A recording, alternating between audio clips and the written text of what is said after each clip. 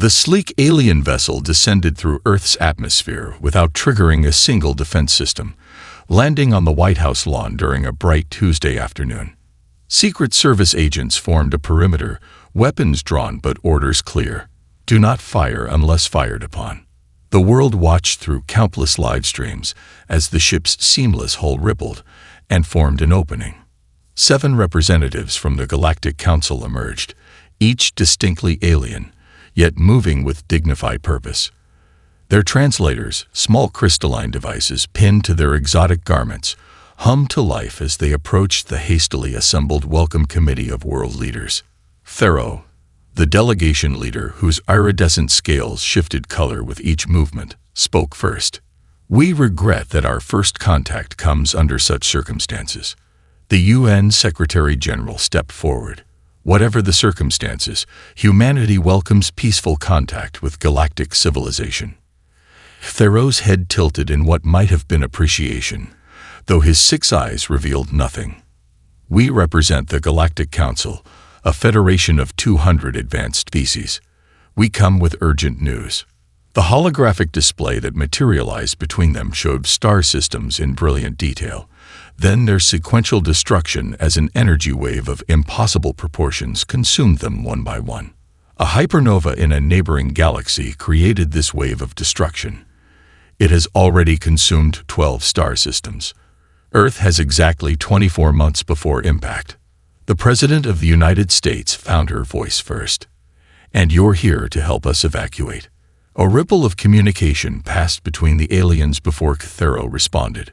"Most advanced civilizations are already implementing evacuation procedures to Andromeda. The Council debated extensively whether to warn your species at all." "Why wouldn't you warn us?" demanded the Chinese premier. "Your civilization is primitive by Council standards. You've barely reached your own moon. Some believe you would simply destroy yourselves with the knowledge that your social structures would collapse under the weight of extinction." The Russian president stepped forward. "Yet you came anyway." "A minority position prevailed," Pharaoh acknowledged. "We came to offer sanctuary for a small percentage of your population, perhaps 10,000 individuals selected for genetic diversity. The rest." He left the sentence unfinished. In the silence that followed, the Secretary-General studied the aliens carefully. "How many other primitive species are you warning?" Pharaoh's scales darkened. "None. Your species alone demonstrated certain anomalies of interest. Your rapid technological evolution over mere centuries. Your curious habit of cooperating despite your violent tendencies. Your artwork." "Our artwork." The Indian Prime Minister looked puzzled. "You imagine futures beyond your capabilities," explained a smaller alien with translucent skin, revealing complex organs beneath. "Most species only envision what they can already achieve." The Secretary-General nodded slowly. "Thank you for the warning. We appreciate the offer of sanctuary, but I suggest you not underestimate what humans can accomplish in 24 months. Pharaoh's scales rippled blue. "Amusement, perhaps. We will return in 3 lunar cycles to begin selection procedures for evacuation." As the aliens returned to their vessel, the world leaders huddled together. The French president spoke first, her voice low but resolute. "They think we'll just choose who lives and who dies. They don't understand humanity," the Secretary-General replied, watching the ship rise silently into the clouds. "They've never faced extinction on their home planet and chosen to fight rather than flee. But we have. Throughout our history, our backs against the wall is when humans are at their most brilliant." The president of Kenya nodded. "We have 24 months to prove them wrong." "No," said the Secretary-General, already sending messages to his staff. "We have 3 months to show them something that will make them reconsider everything they think they know about humanity." 3 weeks after the aliens' departure, Earth had transformed in ways no one could have predicted. The revelation of both extraterrestrial life and impending doom should have caused panic, religious upheaval, and societal collapse. Instead, humanity showed its most surprising quality: unity in the face of extinction. Dr. Elena Sorokin, Russia's leading astrophysicist, stepped off her plane at Andrews Air Force Base to find her scientific rival, Dr. James Chen, waiting on the tarmac. "Welcome to the initiative," he said, extending his hand. "I never thought I'd say this, but I'm glad the Kremlin agreed to send you." Alina took his hand firmly. "The Russian government has declassified every research project related to theoretical physics. I understand the Americans have done the same." James nodded, leading her toward a waiting helicopter. "Not just America. Every nation with space capabilities. The International Space Station has been converted into the coordination hub. The Chinese docked their new station module yesterday. The helicopter took them over the sprawling campus of the newly formed Earth Defense Initiative. 3 weeks ago, this had been farmland. Now thousands of prefabricated structures housed scientists, engineers, and military personnel from across the globe. How bad is the international situation?"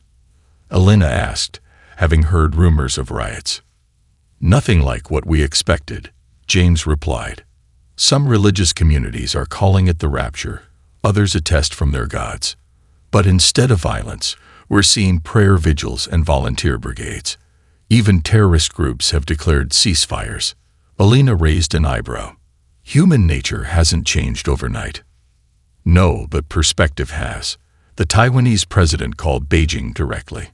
North and South Korea opened their borders. India and Pakistan have joint defense meetings. The aliens gave us something we've never had, an other that makes our differences seem trivial. They entered the main research facility, passing through security checkpoints manned by soldiers wearing mixed national insignias. Inside, the command center buzzed with activity as scientists from dozens of countries worked side by side. General Williams of NATO approached them. "The aliens have returned ahead of schedule. Their ships entered orbit 20 minutes ago." "They're early," Alina said. "Why?" "They monitored our communications," the general replied. "Apparently, they expected news of our impending doom to remain classified. Our global broadcasts surprised them." Kithuro and a smaller delegation were escorted into the command center 30 minutes later. The alien scales flickered between blue and green as he surveyed the operation. "You've been busy," he observed, examining the holographic displays showing construction projects across the globe. "We don't waste time when survival is at stake," Dr. Chen replied. Kithuro tilted his head. "You've informed your entire population of the threat. We predicted this would cause chaos. Not this." Dr. Sorokin stepped forward. "Would you like to see what we've been working on? We're not interested in simply evacuating." She led them to a secure laboratory where simulations ran on quantum computers. Engineers worked on prototype components for massive structures. "We've been developing a defense system," she explained, displaying schematics for a network of orbital platforms. Thero's multiple eyes blinked in synchronization, his species' expression of disbelief. "With your level of technology, impossible." Alina smiled. "That's exactly the kind of thinking we're counting on from the threat. Underestimation has always been humanity's secret weapon." She nodded to a technician who unveiled a working prototype of an energy deflection array, primitive by alien standards, but conceptually revolutionary. "You offered to save 10,000 of us," Alina said. "We appreciate the gesture, but humanity has a better idea. We're going to save everyone." 6 months into Earth's countdown, the global collaboration had produced dozens of promising theories, but no viable solution. The energy wave's destructive power simply overwhelmed conventional physics. Most alien observers had begun quietly preparing for the evacuation process, their initial curiosity about human determination giving way to pity.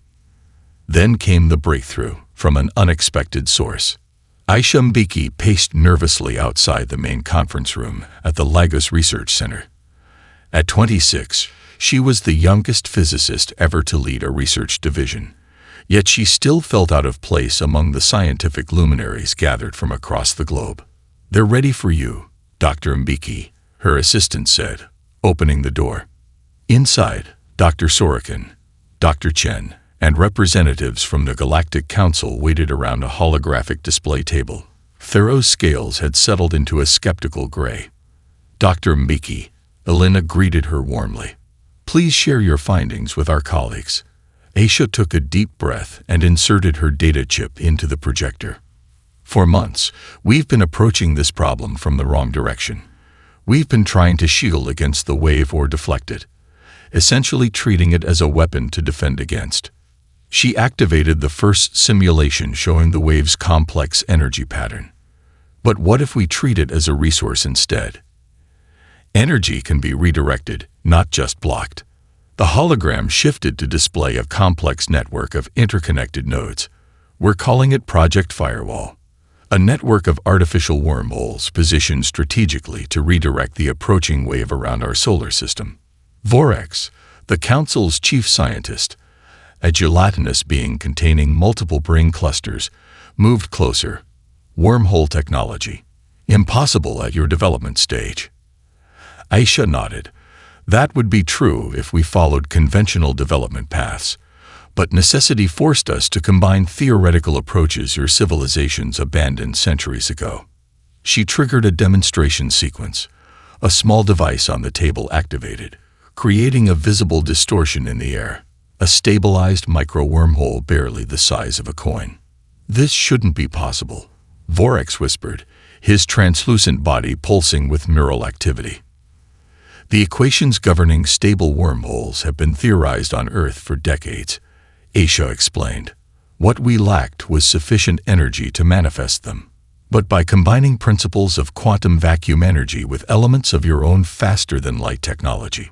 Vorex interrupted, his voice uncharacteristically emotional. The energy requirements would drain a star for even a temporary wormhole network of the scale you propose. Aisha smiled. Exactly why we're not using stars as our power source. She unveiled a compact fusion reactor modified with technology reverse-engineered from the aliens' own vessels. Your civilizations moved beyond certain research avenues when you discovered more elegant solutions. Humans, however, never abandoned the less elegant paths. The reactor pulsed with controlled energy, maintaining the tiny wormhole without destabilizing. We call it brute force physics, Dr. Chen added. Sometimes the less elegant solution is more robust under extreme conditions. Thero studied the readings with all 6 eyes. Even if this works in principle, scaling it to defend a planetary system is exactly what we're preparing to do, Aisha said confidently. We've already begun construction of the first full-scale generator. She displayed schematics for a massive orbital platform.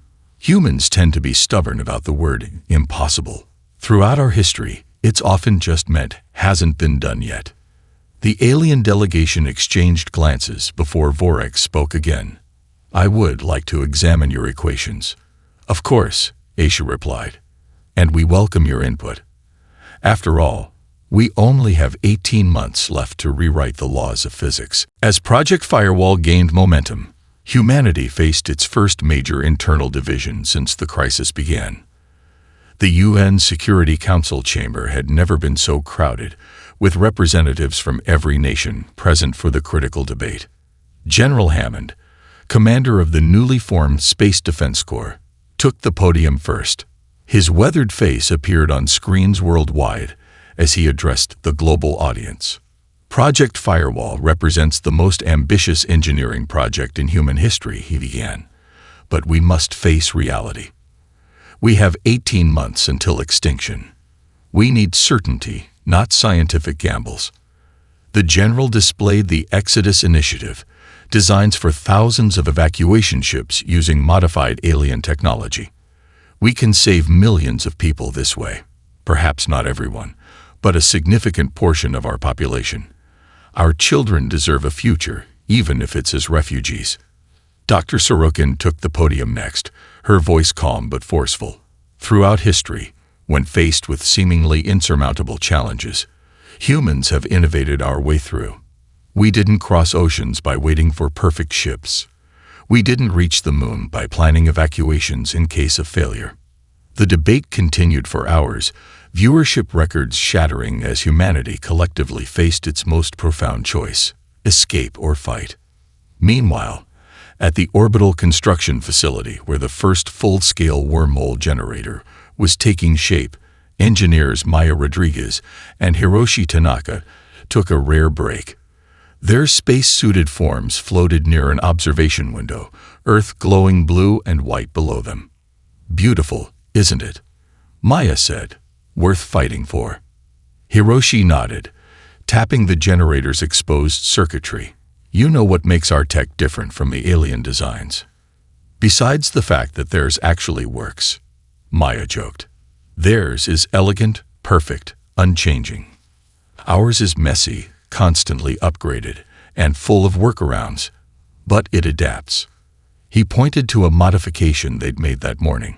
No alien would patch a quantum stabilizer with repurposed communication arrays. But it works. Their conversation was interrupted by the arrival of an alien shuttle. To everyone's surprise, 12 council scientists disembarked, led by Zixna, one of the most respected physicists in the galaxy.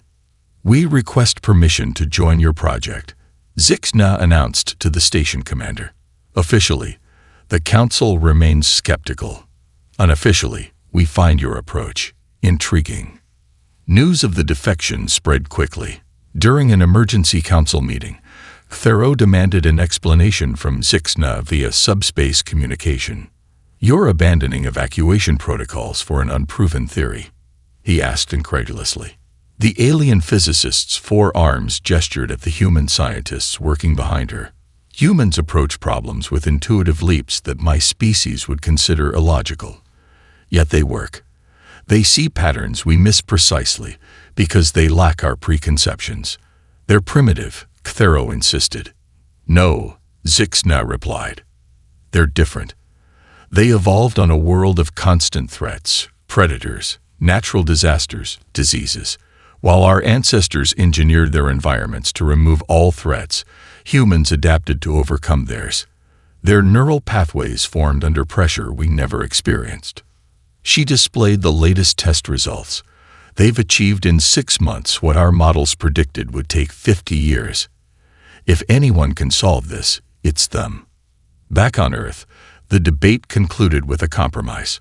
Resources would be divided. 70% to Project Firewall, 30% to the Exodus Initiative.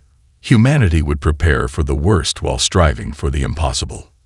As construction accelerated in orbit, a new motto appeared on the uniforms of project personnel: "Adapt or die."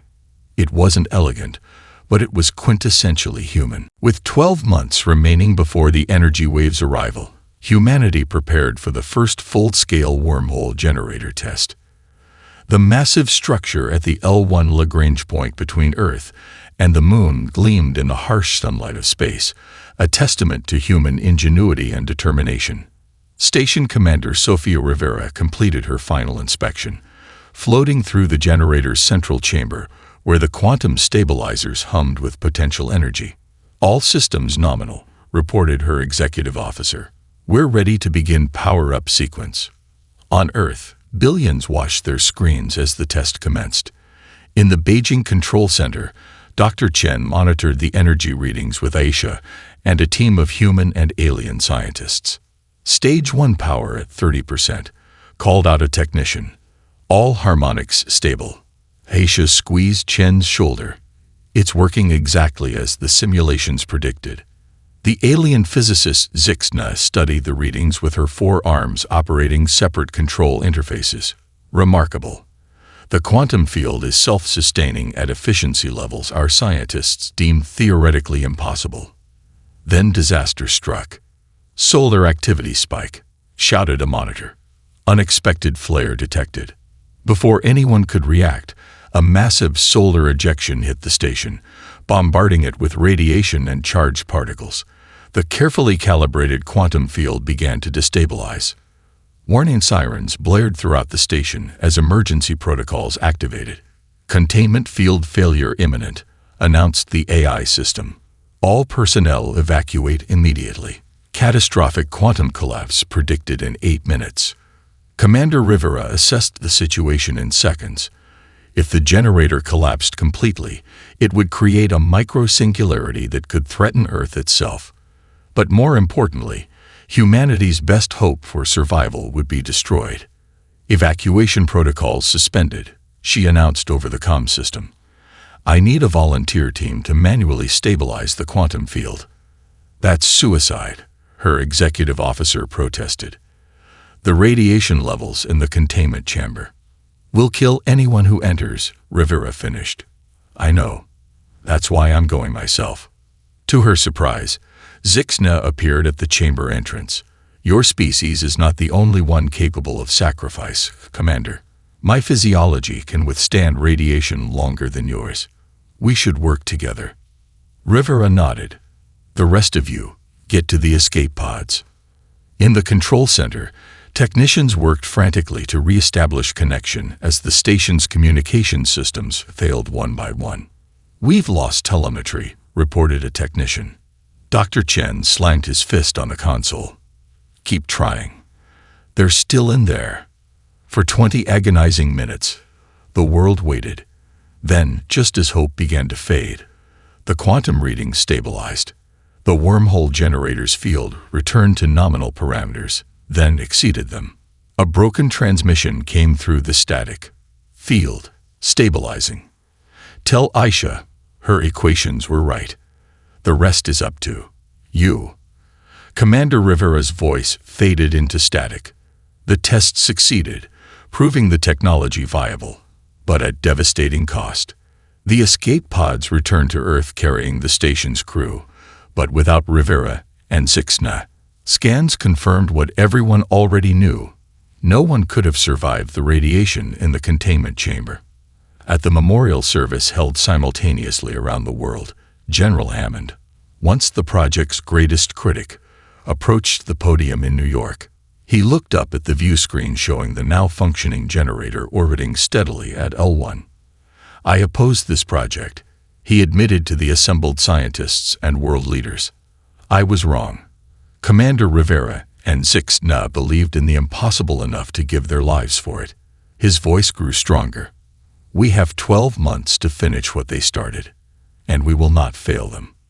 As the general stepped away from the podium, engineers and scientists throughout the room stood in unison. The unspoken message was clear. Sacrifice demanded completion. Humanity would honor its dead by ensuring their sacrifice mattered. With 6 months remaining before the energy wave's arrival, humanity transformed its entire industrial capacity toward a single goal, producing hundreds of wormhole generators. The project, now named Operation Skynet, after an old science fiction reference, had become the largest manufacturing effort in human history. Dr. Aisha Mbeki surveyed the sprawling factory complex that had once been Detroit's abandoned automotive district. Similar facilities operated on every continent, working around the clock to build the components needed for the wormhole network. We're still behind schedule, she told Dr. Sorokin as they walked through the assembly line. At current production rates, the network will only be 80% complete when the wave hits. Then we need to accelerate, Elena replied simply. She pointed to a group of alien observers monitoring the production process. What do our council friends think? They're astonished, Aisha said with a small smile. Apparently, their manufacturing processes take decades to scale up. The concept of retooling existing factories is foreign to them. Across the factory floor, Cthero conversed with the production manager, his scales shifting between colors of confusion and admiration. You've converted aircraft factories to build quantum stabilizers, he asked. The manager nodded. And shipyards are assembling the deployment vessels. Electronics manufacturers are producing the control systems. Even children are helping, collecting rare earth elements from discarded electronics for recycling. Thero's scales settled into a deep blue. My species would design perfect new facilities, taking years to optimize before production began. We don't have years, the manager replied. We have months. Perfect is the enemy of done. When material shortages threatened production schedules, engineers redesigned components to use alternative materials. When technical problems arose, solutions emerged from unexpected sources, A video game designer created an algorithm that optimized the wormhole network pattern. A deep-sea welder developed a technique for assembling quantum containment fields in zero gravity. On the International Space Station, now serving as the coordination hub for the orbital construction teams, Dr. Chen received reports from facilities worldwide. A delegation of council members observed his team's work with increasing interest. Some council members have begun referring to Earth as the innovation planet, commented an alien diplomat.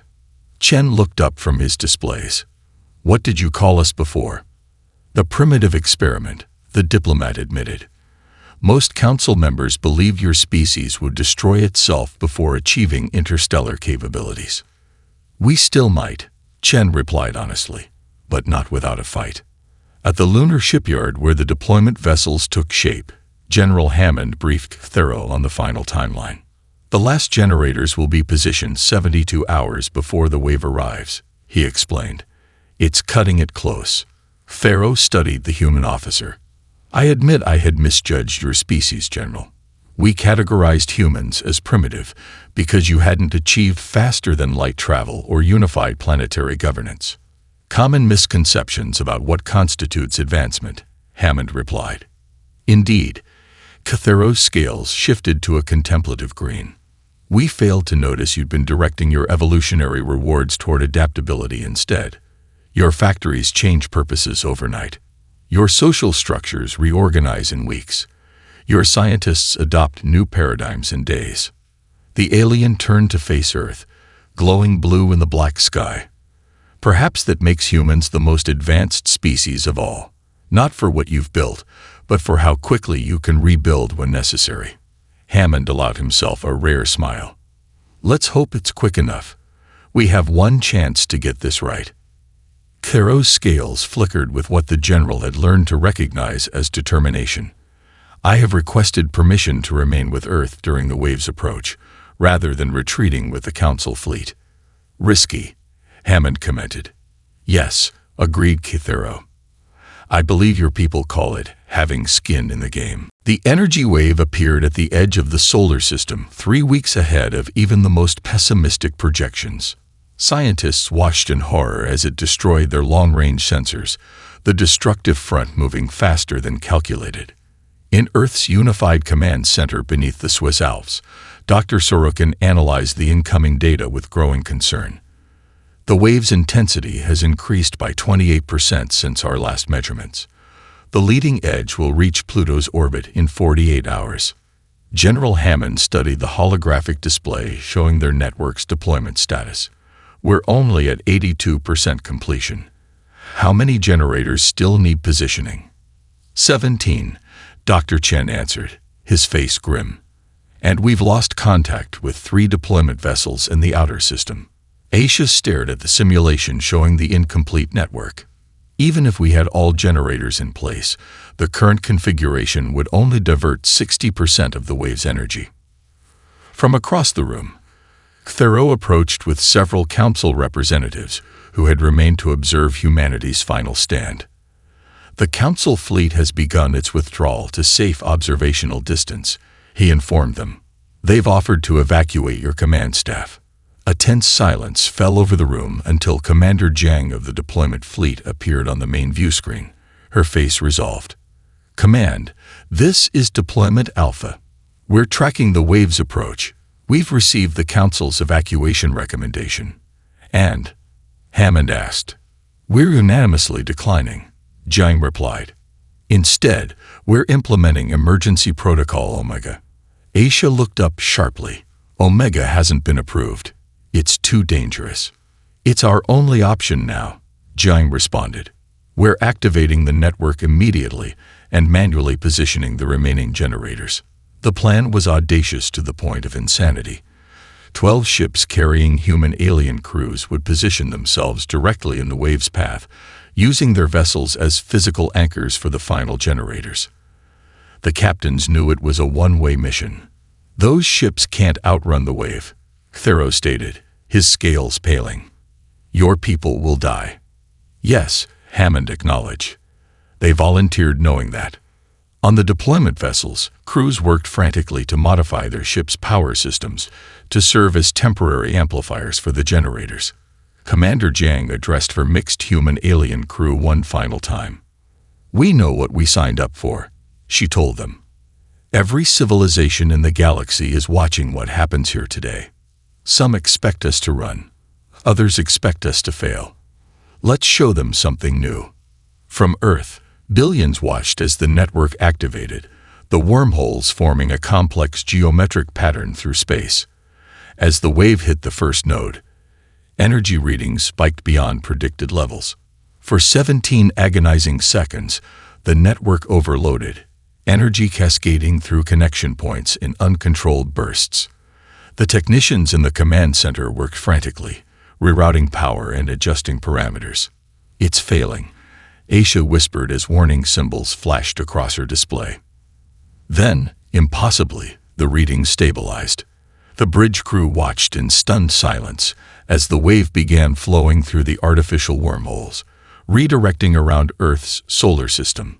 The final transmission from Commander Jiang's vessel came through before sensors showed it disintegrating. Network stabilized. The wave is conforming to calculated paths.